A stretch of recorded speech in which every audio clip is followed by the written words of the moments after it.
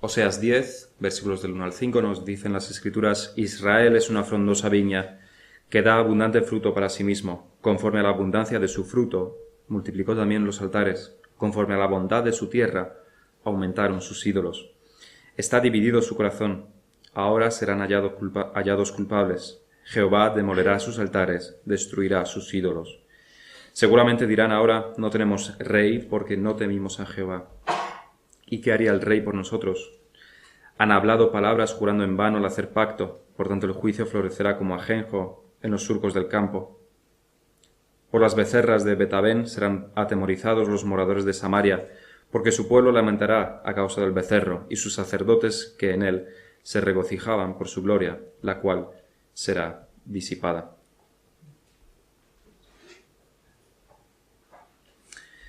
En estas predicaciones de Oseas estamos estudiando la palabra de Dios y alimentándonos en ella en diferentes áreas. Por un lado, estamos conociendo el libro de Oseas y al ser la palabra de Dios, eso es bueno. Por otro lado, también conocemos más cosas sobre la historia de Israel, y no solamente la historia de Israel, sino también su relación con nosotros, su relación con el nuevo pacto, con el Israel espiritual. Por otro lado, estudiar la palabra de Dios, solamente estudiar por estudiar en sí mismo, tenemos que tener bastante claro que no hace bien a nadie. El estudio de la palabra de Dios es una herramienta, pero no es un fin en sí mismo. El conocimiento de las Escrituras, el conocimiento de Dios, el conocimiento de Cristo y de la redención tienen un propósito, no son un propósito en sí mismos. Satanás tiene conocimiento y tiene más conocimiento que nosotros sobre todas estas cosas, pero no le sirven de ninguna ayuda, más bien todo lo contrario. Y otros muchos conocen muchas cosas de la Biblia que solo servirá para condenarlos. El propósito de conocer las Escrituras es la fe y la piedad. En palabras del apóstol Pablo, la fe, lo único que cuenta es la fe que obra por el amor. Fe y obras, ese es el propósito del conocimiento. Conocemos de sobra los peligros de desligarlos. La fe sin obras es una fe falsa. Buenas obras sin fe son ofrendas sacrificadas a Satanás, por las cuales Dios nos condenará. Así que también hacemos mucho hincapié en las obras, en la práctica, en los resultados de la fe que profesamos tener. Por eso estamos estudiando los pecados de Israel capítulo tras capítulo. No para llenar nuestras cabezas de información, no para convencernos de lo malo que era Israel, sino para identificarnos con sus pecados, ver nuestros errores en sus pecados y arrepentirnos de ellos y corregirlos en nuestras vidas. Debemos reevaluar seriamente nuestras vidas y convicciones si domingo tras domingo no vemos en nosotros áreas a corregir, actitudes que enderezar y pecados que mortificar. Pueden ser más, pueden ser menos, puede ser nuevo, puede ser antiguo, pero algo debemos encontrar en todos los sermones. ¿Cómo? La pregunta es, ¿cómo fortalecerá tu fe este sermón? ¿Qué pecados debes corregir que identificarás en este sermón? ¿Con qué pecado no has luchado todavía hasta el fondo y ahora has sido convencido de lo que debes hacer? El Espíritu Santo obra a través de la palabra, pero si creemos que la obra del Espíritu es llenar nuestras cabezas de información, estamos bastante equivocados. Esa no es la obra del Espíritu.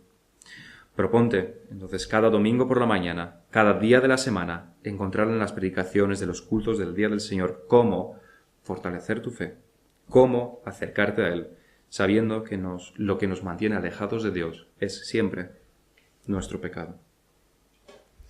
Si nos queremos acercar a Él, debemos arrepentirnos de nuestros pecados. Por eso es tan necesaria la meditación y oración cada día, pero sobre todo en el Día del Señor. Si no esperamos nada, no recibiremos nada. Y si no oramos ni meditamos, no estamos esperando nada. Si no oramos ni meditamos, no recibiremos nada. Imaginamos a un africano de alguna aldea remota que debe andar unos cuantos kilómetros para ir a recoger agua a un pozo. Y al llegar ahí, no tiene ningún recipiente para recoger agua. Si no se ha preparado, no podrá llevarse nada. Si no te preparas antes de exponerte a la palabra, no te vas a llevar nada. Te llevarás información, pero la información de por sí no te servirá de nada.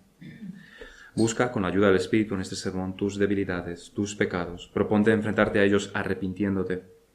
Busca cómo puedes crecer en santidad, cómo puedes servir mejor a Dios, cómo acercarte a Dios arrepintiéndote de tus pecados. Esta es la actitud, ese es el espíritu con el cual debemos venir cada domingo en el día del Señor para exponernos a la palabra. Vamos a dividir el texto que hemos leído en varias partes. Primeramente, vamos a recordar y completar lo que no nos dio tiempo el domingo pasado, del capítulo 9, y su final, que nos introducirá también a este capítulo. En segundo lugar, nuestro primer punto se titula Prosperidad sin Dios, y en el segundo punto estudiaremos el corazón dividido de Israel, que es similar al nuestro. Estudiábamos la semana pasada la oración de Oseas. Todo el contenido de estos capítulos es la voz de Dios, la que habla a través de Oseas, pero veíamos en el versículo 14 del capítulo 9 algo muy diferente a lo que encontramos en los demás versículos. Aquí habla Oseas, que no quiere decir que no sea la palabra de Dios, porque es el mismo Espíritu, es el autor, pero aquí no se dirige ni a los israelitas, ni tampoco describe la situación impersonalmente, hablando al lector. Es Oseas quien habla y se dirige a Dios, porque tiene una petición, tiene una oración que hacerle al Señor. Dales, oh Jehová, lo que les has de dar. Decíamos que había aquí una pausa que enseña cómo Oseas está profundamente conmovido por lo que va a pedir. Lo que va a pedir es, dales, oh Jehová, lo que les has de dar. Dales matriz que aborte y pechos enjutos. Está orando para su condenación. Oseas sabe que el Señor escuchará su oración. Es el Espíritu quien ha puesto esas palabras en sus labios. Y sabe que es lo justo. Sabe que es lo que la santidad de Dios demanda. Es lo justo. La santidad de Dios debe ser reivindicada. Y eso solo puede ser a través de severísimos juicios. Ese punto lo llamamos, cuando lo vimos la semana pasada, como la oración del justo.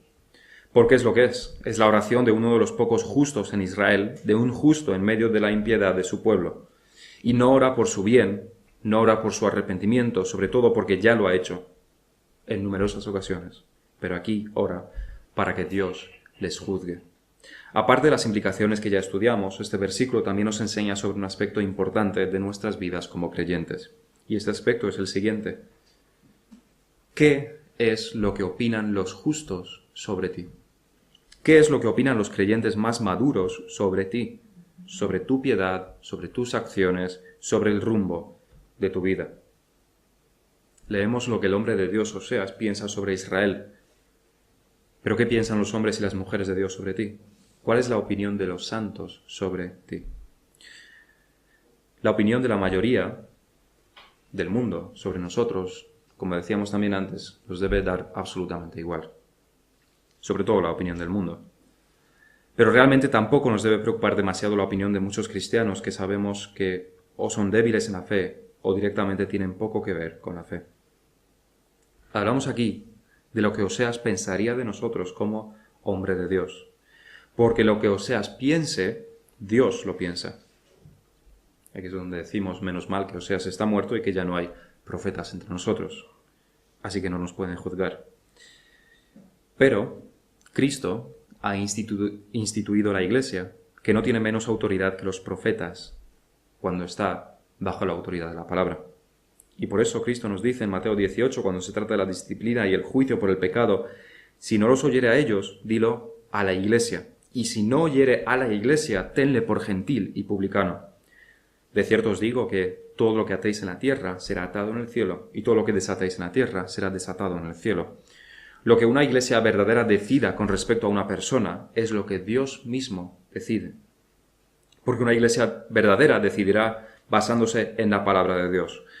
Si una iglesia verdadera disciplina, es Dios mismo quien disciplina. Si una iglesia verdadera excomulga, es porque realmente esa persona está en el camino al infierno.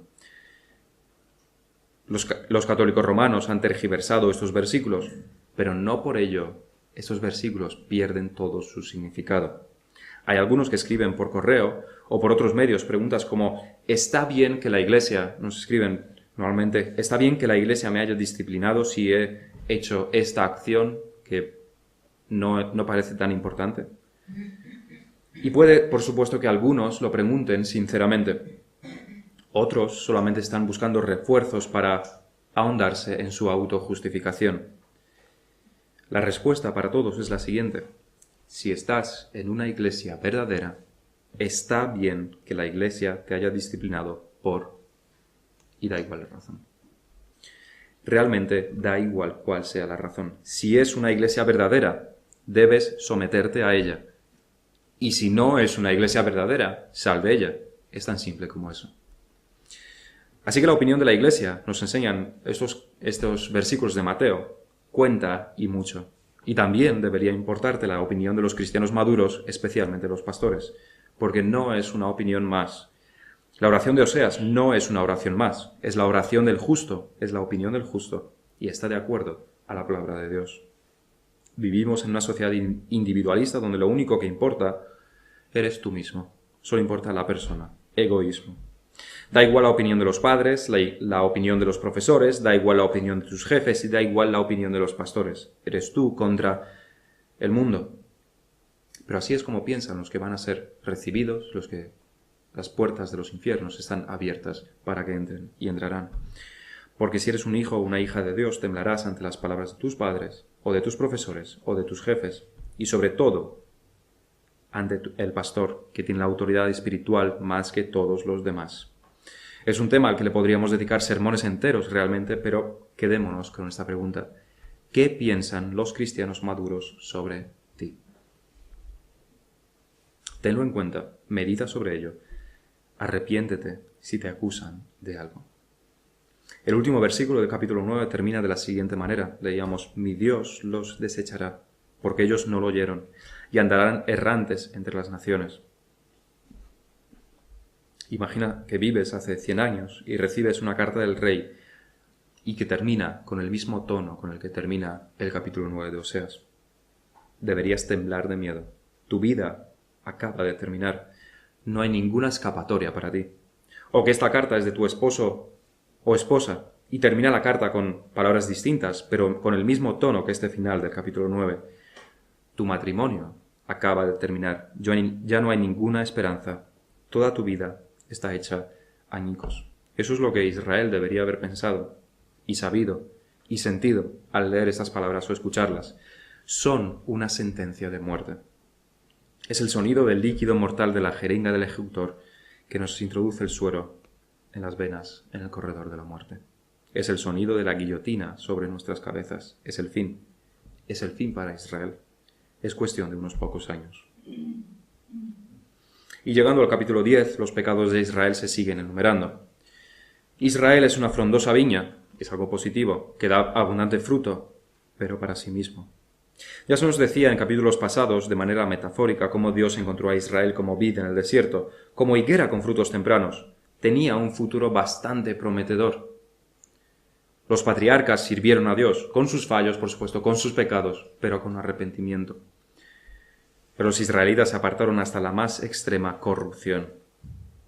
De nuevo, aquí se repite algo similar. Israel es próspero, tiene más que lo necesario, tiene buenas tierras, fértiles, no tiene falta de alimento, pueden progresar económicamente, también debido a su situación geográfica entre Egipto y Asiria y junto al mar Mediterráneo.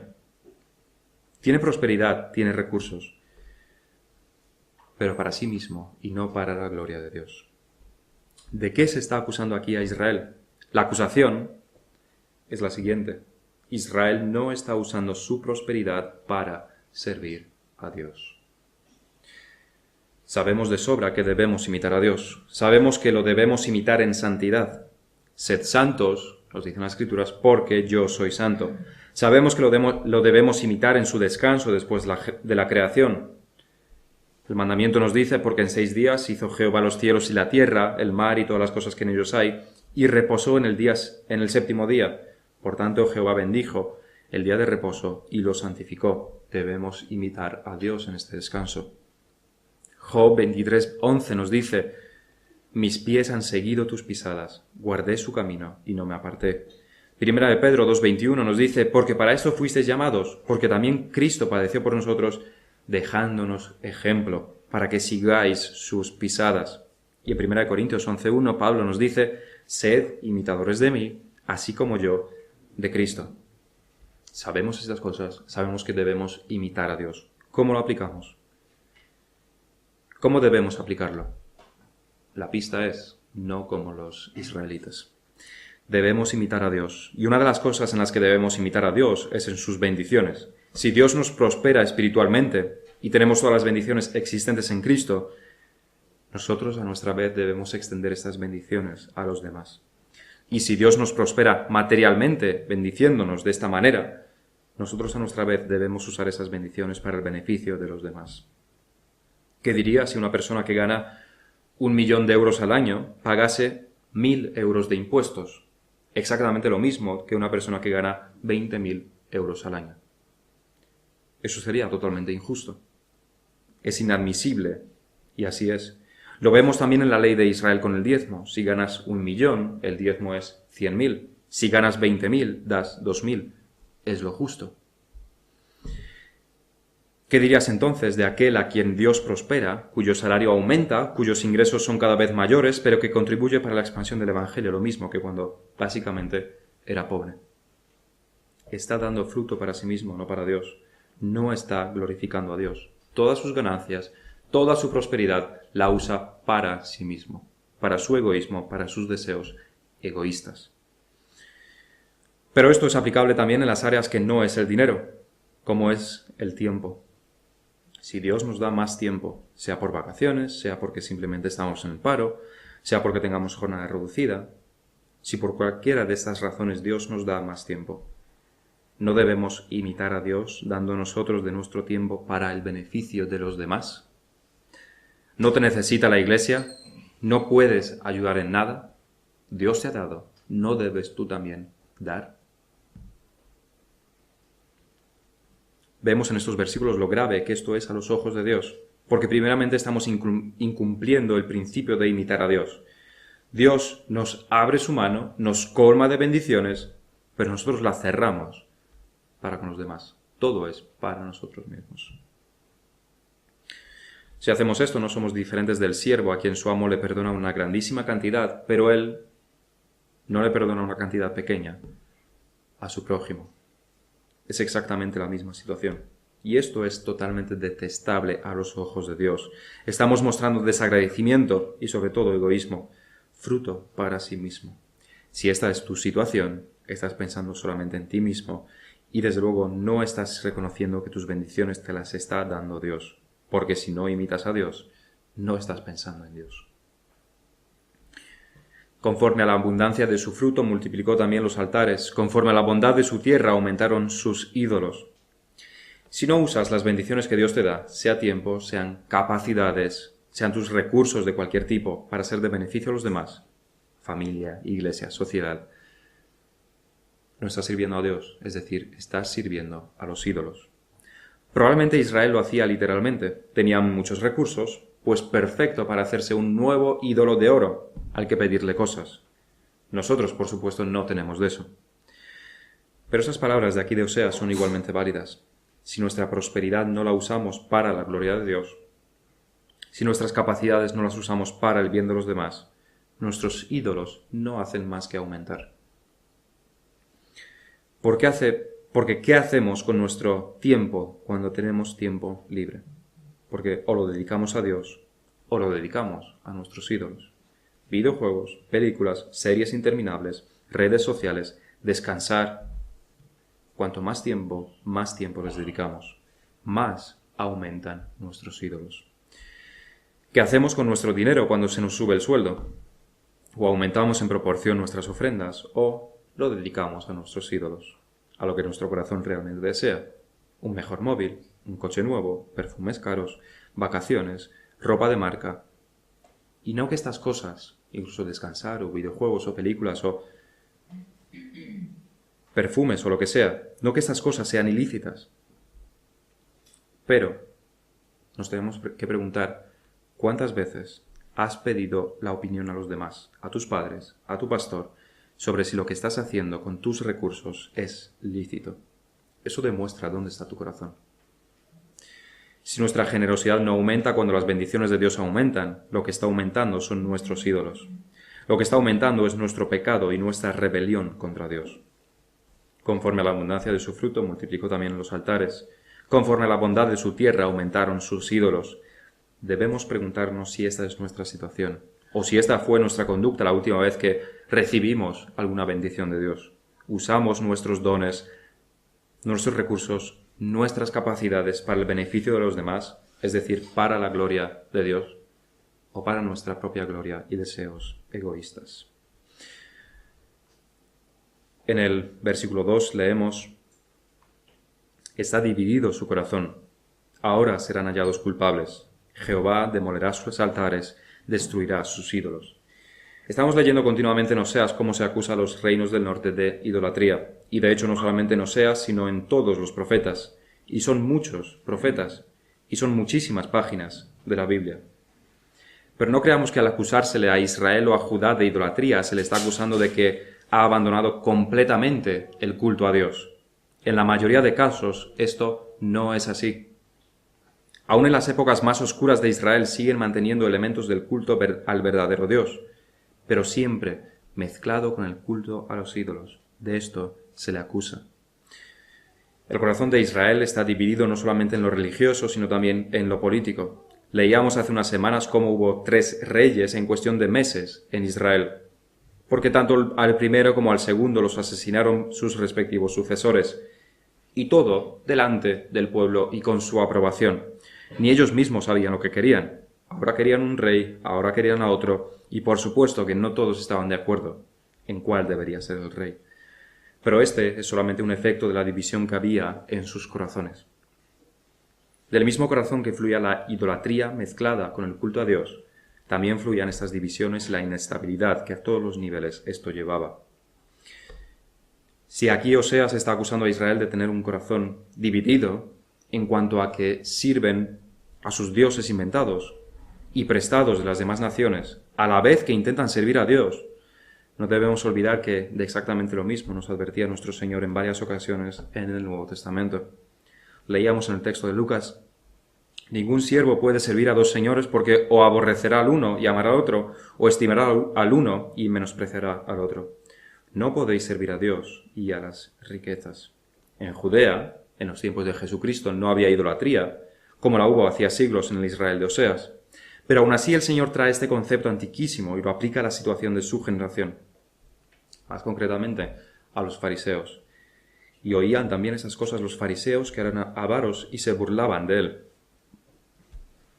La razón, por supuesto, de su burla es que no podían contradecirle, porque no tenían argumentos, porque sabían que era verdad. Así que se burlan. ¿Qué otra cosa podían hacer? Porque arrepentirse no querían. Por supuesto, esto es tan actual para nosotros como lo fue en aquellos días. Como no vivimos en una sociedad pobre, probablemente no tengamos las mismas tentaciones que los fariseos, porque realmente tenemos más de lo que ellos podían tener siendo ricos. Nuestras tentaciones son la extrema comodidad, el egoísmo innato, que hace que todo lo empleemos para nosotros mismos, y cualquier bendición la gastemos en nosotros mismos. Nuestra tentación es la del mínimo esfuerzo, porque básicamente ya lo tenemos todo, y no nos hace falta hacer más, o eso creemos, y por supuesto, en medio de todo esto, tampoco estamos sirviendo a los demás, ni a nuestra familia, ni a nuestra iglesia, ni a la sociedad. Pero realmente el problema de fondo es más sutil. Se daba tanto en los tiempos del Señor como en los tiempos de Oseas, y sigue dándose hoy en día tanto como en aquellos tiempos. Y esto, en aquellos que se llaman el pueblo de Dios. En los tiempos de Oseas, ellos se llamaban el pueblo de Dios, y no lo eran. Lo mismo con los judíos de los tiempos del Señor, y no lo eran. Que nos hace pensar que no se da también en nuestros días, en aquellos que se llaman cristianos, pero no lo son. El problema de fondo del que hablamos es una treta de Satanás que funciona a la perfección con los impíos, porque es lo que un corazón no regenerado desea. Muchas veces es una tentación para los verdaderos creyentes también. El engaño que hay detrás de las palabras de Jesucristo, detrás de las palabras de Oseas, el engaño de fondo es pensar que se sirve a Dios cuando realmente se está sirviendo a Satanás. Este es el engaño terrible, este es el lazo que tuvo a todo Israel atrapado, y a los fariseos y judíos de la época del Señor y al cristianismo, en general, de nuestros días. La acusación no es pequeña. Israel va a ser destruido debido a esto. Los fariseos fueron amonestados seriamente y definitivamente por el Señor con respecto a esto, acusándolos de servir a los ídolos. Y esta es la misma acusación que debemos hacer al cristianismo en general. Se piensa que se adora a Dios cuando se está sirviendo a Satanás. Esto es lo que ocurre, por ejemplo, en las iglesias de la prosperidad y las que lo son, pero que no se llaman a sí mismas así, simplemente por ignorancia. Ven a la iglesia, se dice, conviértete, cree en Jesucristo, diezma, acepta a Jesús en tu corazón y tendrás entonces salud, tendrás riquezas, una familia buena, tus problemas acabarán, ya no tendrás ansiedad ni estrés, todos tus problemas se resolverán. La gente viene, por supuesto. Supuestamente se convierte, se bautiza, asiste a la iglesia y acaban en lo más profundo del infierno. Piensan que están adorando a Dios, pero están adorando a Satanás porque se sirven a sí mismos y todo lo hacen para su propio beneficio.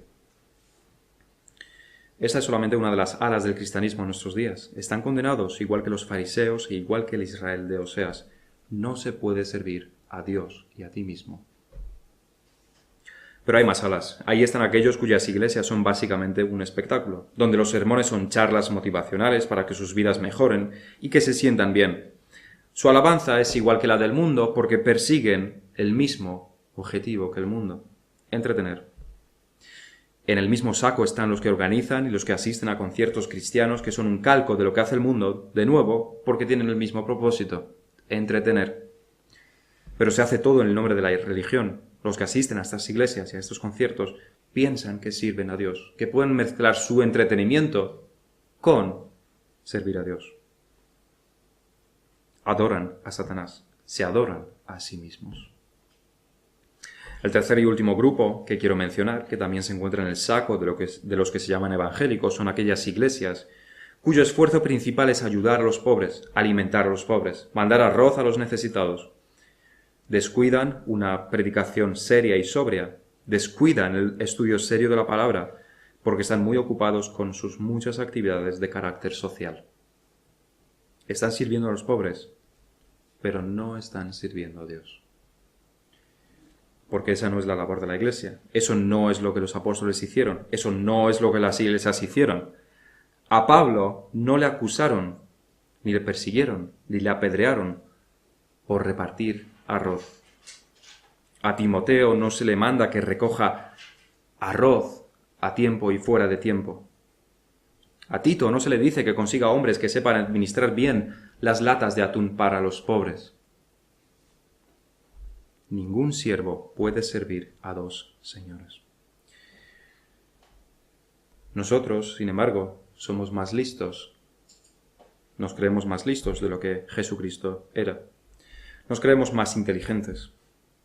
Tenemos más recursos de lo que el Señor pensaba cuando lo dijo. Cristo nos dice que no podemos, pero nosotros lo intentamos. La mayor parte del cristianismo cree que lo ha conseguido. Mezclemos intereses de salud y prosperidad con culto a Dios y todo está funcionando bien. Creen. Mezclemos entretenimiento y espectáculo con culto a Dios y todo parece que va bien. Las iglesias aumentan, cada vez hay más asistencia, todo parece que está saliendo bien. Mezclemos nuestros esfuerzos de ayuda social con un letrero donde ponga iglesia y todo parece que va bien. Tenemos que volver a la lección. Tenemos que reaprender la lección. Ningún siervo puede servir a dos señores. Jesucristo aquí no está diciendo que no lo puedas intentar. No está diciendo que puede que a ti te parezca que sí. Está diciendo que no se puede. No se puede. Divide tu corazón, córtalo por la mitad. Algunos de nuestros médicos podrían abrirnos con más o menos precisión el corazón y cortarlo por la mitad. Dividirlo en dos y llevar la mitad de tu corazón a un concierto, o a una charla motivacional, o a una ONG que ayude a los pobres. Que se lleven la mitad de tu corazón. ¿Crees que podrías estar adorando a Dios hoy en esta mañana si se llevan la mitad de tu corazón? Puede que creas que sí, pero no es así. Morirías sin duda si todo tu corazón no está en el mismo lugar. Morirías sin duda. Morirás sin duda si todo tu corazón no está envuelto en una adoración pura a Dios. Ocurre exactamente lo mismo en el terreno espiritual. No hay ninguna diferencia.